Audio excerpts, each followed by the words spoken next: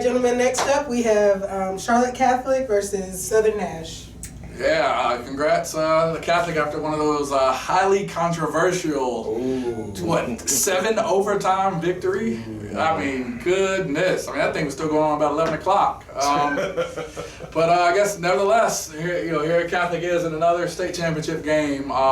It's another one of those games you got something to do. You can get home pretty early as there are two, heavily run-based teams here.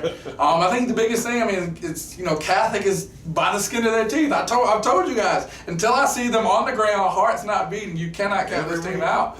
And we're seeing them continue by the narrowest of margins to survive and advance. I think, like I said, this plays into their hand. This is the best possible situation for them. I mean, they struggled like heck with Kobe Pacer last week and Kalen Mack for Kings Mountain. Both of them were just running the ball all over and catching the ball outside. So for them not to have to worry about an elite receiver this week, they're probably pretty good. I mean, as far as running backs go, apparently this is probably gonna be one of the best running backs they've seen. I mean, second best.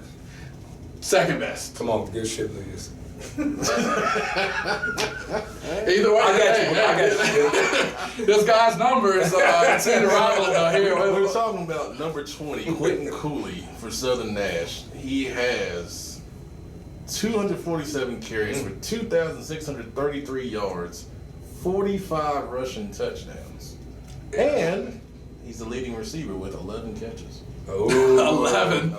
Swag him out. Yeah, he only has 11 more catches than you. Yeah. Swag him out. I think that's, we're going to see that him versus, Neal for Catholic. I mean, who can have the better game? And I saw Cooley definitely returns. I've seen some kicks and I think punt highlights too. So can they, he's gonna have a ton of touches. I mean, you suspect 25, 30 touches minimum in this type of game. Can they slow him down? They went through their troubles a little bit. I mean, while it was a defensive game, definitely Mac and Mac had a good game for Kings Mountain. Now you take a huge step up in quality as far as running backs, and we're going to see how they're able to handle a back like this, especially when he has the opportunity for those returns. So, can they keep him out of the end zone and play that stingy, typical Catholic defense? Man, I don't know. You gotta bring something different because it's mirror image. Come out there and spread. Bump. Right. You'll let me catch back. Right. No, I'm serious. Like when you're in this type of situation, that's one thing bad about playing Catholic is if they see somebody who's similar to them, they're gonna watch the film and see them tendencies and stuff like that. But overall, they're gonna be like, hey, we already know what keys we need to read and stuff like that. So you gotta, throw something different out there against them, and hopefully. They watch that. I was thinking I'll watch that Weddington game and just see what they give and see can I apply some of that stuff into the scheme that I have already. And I think that's what you got to do as an OC, even as a defensive coordinator. Yeah. I got to look and see what team that dominated this team because you don't hear domination. And Catholic got domination in the same sense. You usually hear Catholic dominating somebody. So you just got. You gotta, state championship. You gotta put that secret sauce out, baby. You gotta that playoff sauce. Yeah, you gotta do it. I'm Southern Nash. I'm calling Mr. Capone and saying, hey, what you got? Yep. Can I let me see what you got? And then I'm Catholic. They're not gonna do that. They're very confident in what they do over there, and they know if they play their ball, they can win the game. And it's impressive. I heard about the Kings Mountain stuff. Hey. You gotta win them coach games. You cannot. That's one thing as a coach I don't complain about because at the end of the day I can't put the game in the ref's hand. And there's been some time this year, even when there was a problem, we're like this.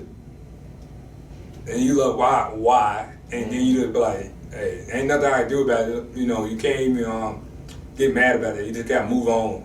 And it sucks because they had a good year, but it's Catholic. Catholic always don't be like that. They always don't somehow slid up in that joint. No, you're right. And that's like powerhouses that are traditionally there. And you talk about that experience. I know for me, even when we were in high school, I always talk about my option background. We made it to state my senior year and played Belmont South Point. We were a triple option team. The worst thing that we could have possibly had was to play another triple option team. It was a team that understood our tendencies, a team that, ran the exact same offense, and actually the things they did well at, we struggled against because we hadn't seen an option team all year.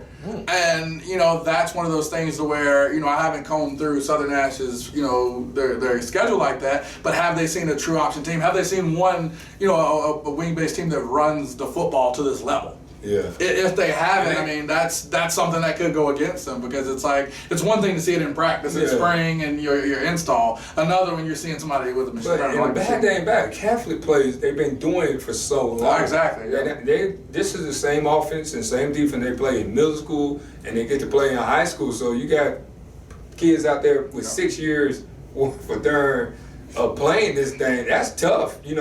They're tough.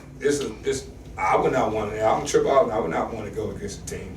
No, for sure. Luckily, down east, a lot of times, and we talk about some, with little Lee County, the one thing you do know, especially in Bailey, North Carolina, I'm sure your youth programs, mirror, people. Hey, I got to point out to him, this is the high school that Julius Peppers went to. Yeah. Yep. So, yeah. So, I think, out there you do have a similar situation where people are going to grow with the same guys, go to the same school, and build the same way. So you hope this is something that mirrors Catholic in that similar fashion. Yeah.